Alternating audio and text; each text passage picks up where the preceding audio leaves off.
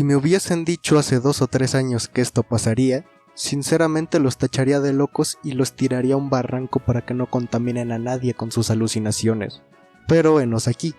Ya pasaron varias semanas desde la salida del nuevo cómic de Ben 10, por lo que ya es pertinente hablar de varios aspectos de este mismo. Al ser este el primer número de la serie, primero hablaremos sin spoilers sustanciales. Después entraremos durante unos minutos a un apartado ya con spoilers, esto ya con aviso previo para que puedan omitir esa sección hasta los últimos apartados del video, donde hablaremos sobre datos de venta y un tema que puede resultar divisorio pero resulta bastante importante para la fanaticada de Latinoamérica. Sin más cháchara, pasemos rápido a lo que importa. Primero que nada, ¿está bueno? Sí. Es una lectura entretenida que parte desde una base ya familiar a la que se le presentan una serie de cambios que mantienen interesante una premisa ya conocida y que van guiando la historia hacia un rumbo distinto. Únicamente hay que tomar en cuenta que este primer número del cómic es solo la introducción a un arco que se compondrá de 2 números más. Es difícil dar un veredicto certero de algo que todavía no está completo. Por mi parte puedo decir que disfruté mucho este primer cómic y estoy bastante impaciente por el próximo número. Una vez pasas las páginas que se habían mostrado en la preview, la cosa se vuelve más frenética y en específico hay detalles de las transformaciones de Ben que te toman por sorpresa. Desde que Ben se transforma por primera vez no pude dejar de emocionarme en cada página que avanzaba. En parte es porque, como dije al inicio, nunca creí que esto en verdad estaría pasando. Igual es porque el cómic genuinamente ofrece un giro interesante. Ya dado una pequeña reseña, pasemos a otro apartado. Como vieron en la introducción, tengo 2 copias en físico del cómic. A estas alturas seguro ya habrán visto otros videos hablando de este, pero no creo que se los hayan mostrado como tal. Así que vamos a ver qué tiene aparte de la propia historia en sí. Primero que nada vale aclarar que ambos cómics que ven tienen exactamente el mismo contenido y solo cambia la portada. Por fuera tenemos claramente la portada con los apellidos del escritor y artista, bastante similares, y también importante es la clasificación marcada de adolescentes hacia adelante. Por detrás redes sociales de Dynamite, código de barra y legales. En el interior seguimos viendo información legal, pero también la portada en blanco y negro de Eric Canetti, que es la que tengo aquí mismo. Abajo de ella vienen los integrantes de Man of Action y por debajo tenemos a Joe Casey en el script, que es básicamente el guión del cómic y que se debe mostrar y decir en cada página. Robert Carey es el artista encargado del dibujo, Ren Spiller es el colorista, básicamente Carey hace el arte en blanco y negro y después Spiller le da color. Honestamente el trabajo de Taylor Espósito no me termina de quedar claro del todo, pero lo que entiendo es quién pone los globos de texto con los diálogos y demás texto en las páginas, como este de aquí. Pasando a las primeras páginas que se mostraron en preview, empieza la publicidad. Primero el crossover de Thundercats y Silverhawks. Más importante es la publicidad del siguiente número de Ben 10 con la portada variante de Eric Canetti, la cual está brutal. Entre todas las portadas podría decir que esta podría ser mi favorita absoluta. Ben Tennyson aprende los secretos del Omnitrix, una historia completamente nueva de Man of Action. Saltándonos las páginas spoilers hay más publicidad del crossover ya mencionado y al final del cómic viene la sinopsis del próximo número junto a la portada principal. Acá al lado hay más cómics de Dynamite. Pasando a la hoja está una revista mensual de Dynamite con información sobre sus lanzamientos de cada mes. Siguiendo hay más publicidad, Supernatural y el fantasma del espacio. Aquí viene lo choncho, que son todas las portadas variantes que salieron durante la primera impresión del cómic, todas sobre un fondo verde que no sé si se ve bien, pero es la portada de Sebastián Piris. Notarán que parecen estar muchas repetidas, y sí, pero es porque muchas tienen variaciones de color, no traen el logo o tienen en físico algún acabado especial. Considero que las más curiosas son las que hacen referencias a otras portadas. Está la de 4 brazos por Cormac Hughes, hace referencia al primer número de Pete. La portada de Lucas Lee Garza muchos le encuentran parecido a uno de los pósters de Perfect Blue. Una de las más obvias fue la de Diamante con Kaiju Number 8 por Steve Cannon. Y por último tenemos a Kevin Tollibaugh con una portada que hace referencia al tomo 27 de Dragon Ball. Al final solo hay imágenes de otros cómics y una lista de escritores de distintas series.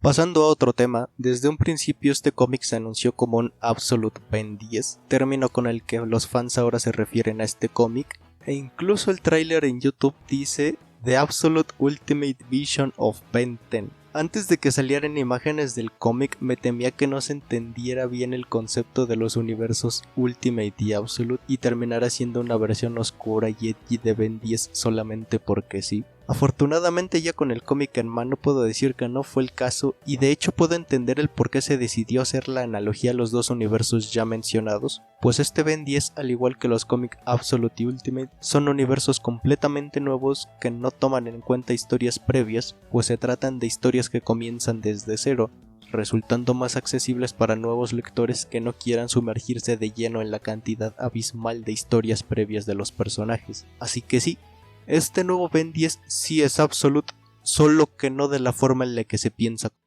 Aunque bueno, si bien dije que llamarlo Absolute no es algo completamente errado, hay otros dos conceptos que la gente asocia a este cómic aprovechando que tiene un tinte más serio: body horror y horror cósmico. Hay quienes dicen que este cómic finalmente desarrollará estos aspectos de Ben 10, a lo que yo solo puedo decir: ¿de dónde demonios le ven esto a Ben 10? Miren, quizá el primero se los paso por muy poco, pero hay que entender que el arte basado en el horror corporal viene a generar sensaciones de incomodidad y dolor, no dejando indiferente al espectador. Si bien en el cómic parece que le duele, tampoco es tan grotesco y sobre todo no es horror corporal, desde que en Ben 10 el cambio en la fisionomía viene más de lo fantástico de la transformación y solo se le dedican pocas viñetas al momento. Pasando eso, la historia sigue su curso de acción y aventura. El horror cósmico es lo que veo que más repiten y este sí no lo puedo justificar. El horror cósmico es más allá de algo que viene del espacio. Consiste en historias donde el ser humano se da cuenta de lo insignificante que es en un universo lleno de fuerzas desconocidas y aterradoras que no podrá comprender, las cuales pueden acabar con su existencia en un solo instante y sin que pueda hacer algo al respecto. Obvio, todas estas obras vienen del género del terror, va más allá de algo que viene del espacio y está feo. Si buscan horror cósmico, pues vayan a ver obras que sí sean de horror cósmico. Una que graciosamente viene al caso es Horizonte Final, la cual ahora mismo tiene un cómic ilustrado por Robert Carey, el artista del cómic del que trata este video. Puede que toda esta cháchara suene a regaño o que me enoja que digan cosas que no son, pero la verdad es que me da bastante risa. Creo que son opiniones que vienen desde algún punto de vista inocente o desde el desconocimiento sin malicia. Solo digo que no deberíamos afirmar estas cosas porque cuando alguien ajeno a Ben 10 lea este cómic pensando que se trata de horror cósmico y demás, se va a llevar una decepción si termina siendo un cómic normalito de superhéroes. Evitemos crear expectativas que no sean acorde a lo que vemos. Por último, para quienes quieran vender este cómic como Ben 10 para adultos, los invito amablemente a revisar la clasificación. Algo que dividió a los fans desde un inicio y comenzó a generar prejuicios acerca del cómic fueron los diseños. Puedo entender el descontento inicial, venir de un estilo cartoon y pasar a un estilo más realista genera rechazo. Es entendible, pero pienso que la mayoría de este rechazo viene de personas que querían que el cómic fuese una continuación de la línea principal o una apuesta poco arriesgada, que fuese parecido a lo ya visto antes. Por ahora a mí me parecen reimaginaciones bastante apropiadas de los aliens, aún conservan rasgos esenciales, pero son lo suficientemente distintos para presentar algo nuevo. Incluso si no les terminan de gustar, podría sugerir darles el beneficio de la duda, pues parecen estar sujetos a cambios en el futuro. De hecho, si revisamos la portada del primer número, vemos que está firmada como hecha en el 2025, así que no me sorprendería que en verdad tengan cambios posteriores al lanzamiento. Por ahora diría que el único caso casi seguro es Diamante, pues los diseños realizados por el artista difieren en el rostro a lo visto en la portada del tercer número. Antes de que digan algo, no, estos diseños más agresivos no tienen nada que ver con el dichoso Carnitrix. He visto a varias personas comentando sobre ello y solo puedo decir que se laven el cerebro, por favor. Los niños son el otro gran elefante en la habitación, de hecho creo que son lo más criticado, mencionando que caen en el ya conocido tropo de artistas de cómic que no saben dibujar niños. Honestamente no creo que sea para tanto, si bien hay paneles cuestionables, también hay otros bastante normalitos. El dibujo de Gwen sí está raro, pero no puedo decir que no me gusta cuando me ha hecho reír bastante. Y Ben parece que tendrá una mejora en su diseño en futuros números, por lo visto en la portada del cuarto número y en la variante de la primera reimpresión. Por ahora los diseños, a pesar de que me gusten, no considero que sean la octava maravilla ni que sean tan horrendos como varios afirman. Considero que hay que darles tiempo para que terminen de pulirse.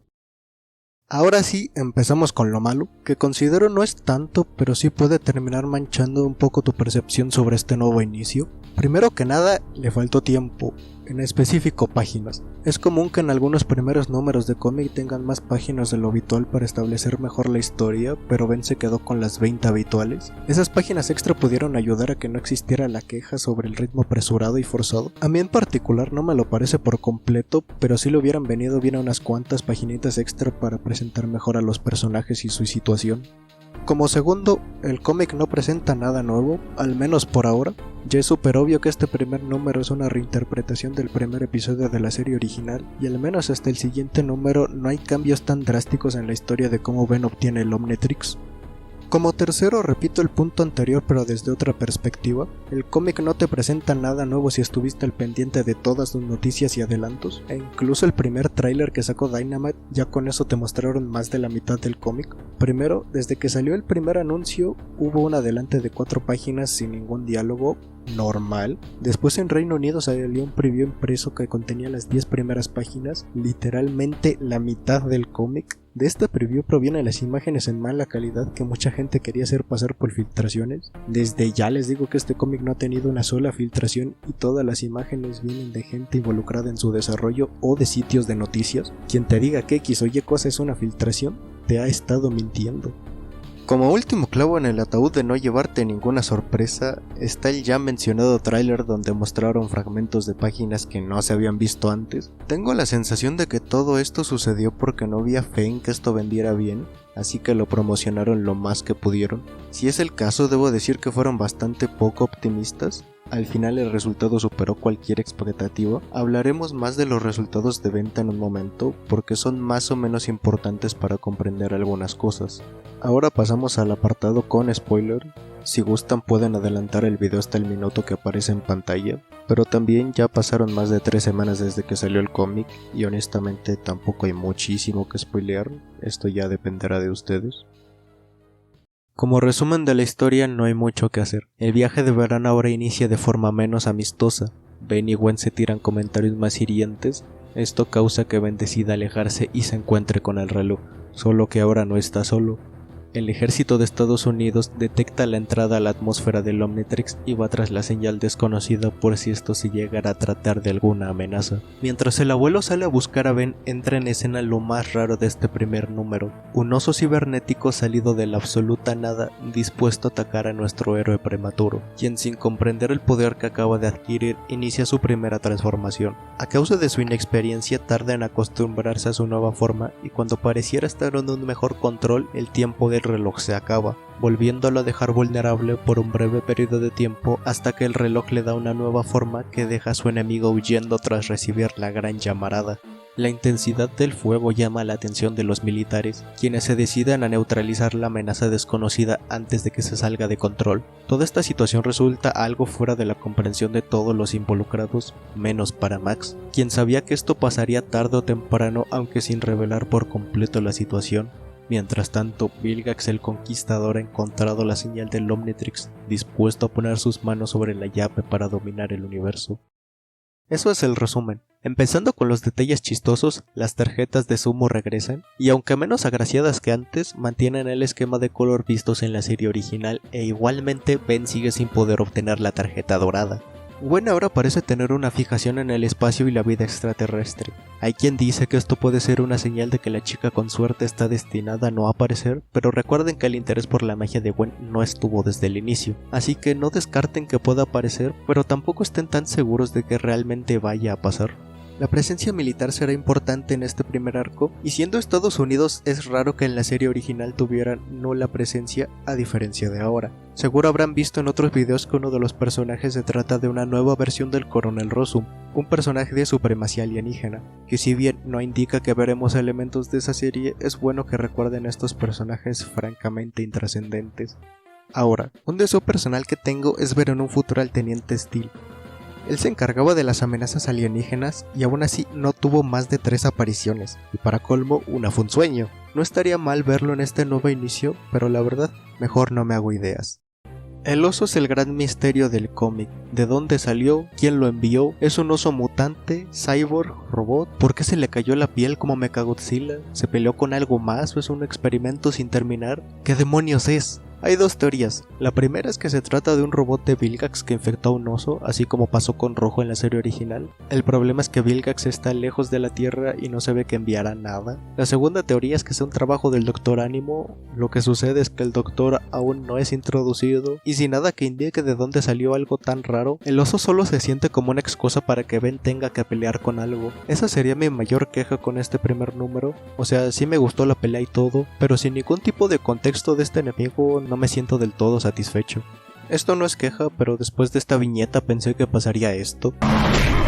No comentaré nada al respecto del diálogo de Cuatro Brazos. Un detalle que sí estuvo malito fue una inconsistencia en fuego. El Omnitrix solo es perfectamente visible en 2 viñetas y en el resto desaparece. Para no parecer un quejumbroso, debo decir que algo que me gustó mucho que se mantuviera fue el uso de las partículas Kirby en las escenas de transformación y destransformación. Y justo esta última es un añadido que me agradó. Durante las series esto nunca pasó que yo recuerde, pero curiosamente en los cómics sí había ocurrido, dejando estas secuencias como exclusivas de medios impresos. Yo sé que ustedes saben, que yo sé y todos sabemos que los últimos diálogos del abuelo Max son una alusión a los plomeros. Por ahora solo queda esperar a ver cómo se maneja este tema. Para finalizar con los detalles curiosos, espero que no sea un error asumir que toda la tripulación de Vilgax está conformado por robots como en la serie original. La Pop-Up Trivia nos informó que esto se debía a que la mayoría de seres vivos tenían miedo de trabajar para él. Teniendo en cuenta que este Vilgax parece ser un conquistador hecho y derecho, esto tendría sentido. Concluimos la sección sin spoilers y ahora toca hablar de qué pasará a partir de ahora. Como dije anteriormente, este primer número es el inicio de un arco de 3 cómics, de los cuales ya tenemos portada y sinopsis de los siguientes 2. Las ven ahora mismo en sus pantallas. Gracias a esto y por adelantos, es que sabemos que el antagonista principal se trata de Crab, el solito sin Zigzags ni Tetrax. Una decisión que me encanta, pues de los 3 sin dudas es el que ha tenido menos relevancia. Uno estuvo en 2 películas y al otro le dieron una familia, así que es bastante destacable que Crab sea el primero en aparecer. Una vez termine este primer arco pasaremos a uno con Zombozo, donde dejaremos por un par de meses a Joe Casey como escritor principal y Steven T. Seagle tomará el relevo. Aparte del payaso sabemos que los fenómenos del circo igual regresan. Fuera de ello no hay más información relevante. Probablemente habrán escuchado que no debemos piratear y hay que comprar el cómic para apoyar este regreso de Ben 10. ¿Y saben qué? Es cierto. Para empezar, la piratería es un crimen y si el cómic no vende, Ben 10 se vuelve a morir. El problema es que la charla antipiratería ignora bastantes elementos a tener en cuenta, porque no es un asunto de malos contra buenos ni blanco ni negro. Dicho sea de paso que no busco incitar a la piratería, es más para dar un contraargumento a que debes agonizar en el infierno por no apoyar monetariamente el regreso de Ben 10. Vamos a iniciar amables con los datos de venta, los cuales son increíblemente positivos. A estas alturas no es ningún secreto las 82,000 copias vendidas, ni que Ben 10 se posicionó entre los 5 cómics más vendidos de su semana de lanzamiento. A fecha de que escribo esto no hay datos de venta de todo el mes de mayo, pero es casi seguro asumir que terminará el mes en un puesto destacable. Dicho eso, hay que tener en mente que 82,000 no es la cifra final, pues al agotarse el primer número llegará una reimpresión junto al segundo, y sumando los pedidos de la reimpresión junto a las ventas iniciales, daría un aproximado de 112,000 copias vendidas. Una verdadera hazaña teniendo en cuenta que según un artículo de Bleeding Cool, el propio CEO de Dynamite dijo que a partir de los pedidos iniciales se estimaba que venderían entre 18,600 y 24,000 copias, pero conforme se fueron revelando más detalles del cómic, los pedidos aumentaron bastante. Antes me quejé de que se habían mostrado demasiado del cómic, pero genuinamente parece que todo eso dio un resultado increíblemente positivo, tan bueno que según otro artículo del mismo sitio, llegó a vender el doble de copias que otros títulos dentro del top 10 de su semana. Desafortunadamente no dieron cifras claras, pero el dato está ahí. Ahora ya en el tema denso, ¿está bien o está mal piratear el cómic de Ben 10? Con la información que acabo de soltar parece que no importa en nada la piratería, pues al final del día vendió bastante bien. Y les doy una razón en parte por un motivo. El mercado del cómic es raro. No funciona como otros mercados como el del manga, por ejemplo, que sale la revista y tiempo después se recopila en tomos. El cómic es gracioso porque ahora mismo su mercado apunta mucho al coleccionismo. Muchos se habrán preguntado el porqué de tantas portadas y es por esto mismo. Citando uno de los artículos que mencioné, alrededor de 13,000 copias vinieron de Mystery Blind Bags, que en términos simples son como gachapones de portadas. Muchos lectores suelen comprar una o más portadas que les gusten. Es por eso que a los cómics no les suele importar tanto la piratería. Su tipo de mercado ahora mismo les asegura un par de ventas extras a las regulares, sumado a que después vienen los recopilatorios en TPB de pasta blanda, hardcover o hasta omnibus. Para el público de Latinoamérica, el gran elefante en la habitación para piratear este cómic es que no hay distribución a nuestros pobres y tercermundistas países. Cuando esto se dio a conocer por la cancelación de envíos, hubo mucha indignación por no tomar en cuenta nuestra región y por las cancelaciones sin previo aviso, ambas razones completamente válidas y comprensibles. Pero sin querer sonar condescendiente, debo decir que el fandom se estrelló de cara contra algo que no conocen.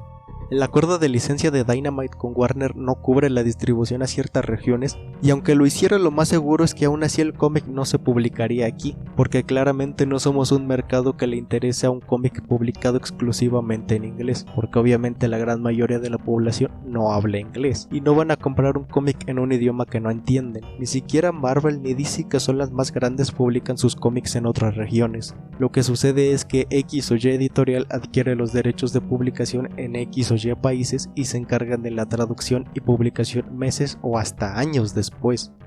De verdad, perdón si suena mal, pero el fandom que esperaba su publicación por estos lares fue demasiado ingenuo.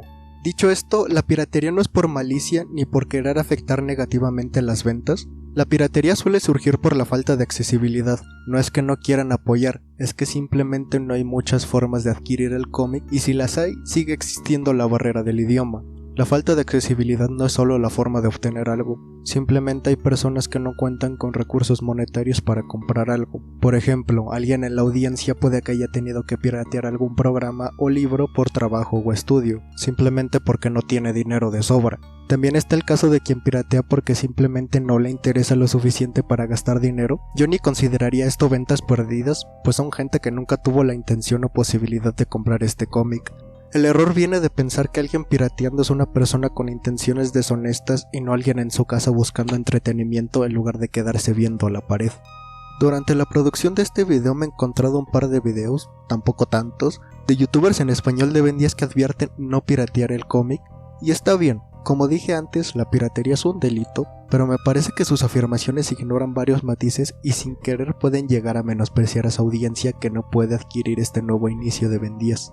Ahora yo debo decir que la acción de piratear algo por pura inercia sin plantearte siquiera el comprarlo sí está mal. Aquí sí hablo de quienes buscan joder. Creo que en el caso de Ben 10 sí es importante apoyar lo más que se pueda este cómic para que pueda seguir publicándose. Más a futuro, una vez deje de ser la novedad, existe la posibilidad de que las ventas bajen. Los más populares siempre estarán en el top de ventas, pero personajes con menos renombre siempre corren el riesgo de la cancelación.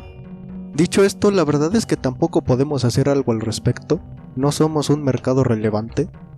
Todo esto queda en manos del país que le teme al sistema métrico decimal. En resumen, piratear no está bien, pero realmente de este lado no hay muchas opciones, tampoco te va a pasar nada. Duncan Rullo no va a llegar a tu casa con un machete si se entera que estás leyendo pirata. Para finalizar este video, debo decir que a pesar de cualquier queja que tuviera, disfruté muchísimo este primer cómic. En uno de los días anteriores al lanzamiento ni siquiera pude dormir y ahora estoy realmente muy emocionado por el próximo número. Esto es lo que quería desde hacía años para Ben 10, que en lugar de solo una nueva serie se fuera renovando a través de distintos medios, así como lo hacen las Tortugas Ninja o Transformers, por ejemplo. Quizás suena exagerado, pero en mi caso este cómic genuinamente es un sueño hecho realidad. Muchas gracias a aquellas almas que llegaron hasta el final del video, ustedes de verdad son los mejores. Comenten, den like y suscríbanse, que aquí estaremos con cada nuevo cómic, donde prometo cerrar más la boca para no alargar más las cosas. Este video solo fue una anomalía por tratarse de un nuevo inicio. Sin más que decir, yo aquí me despido.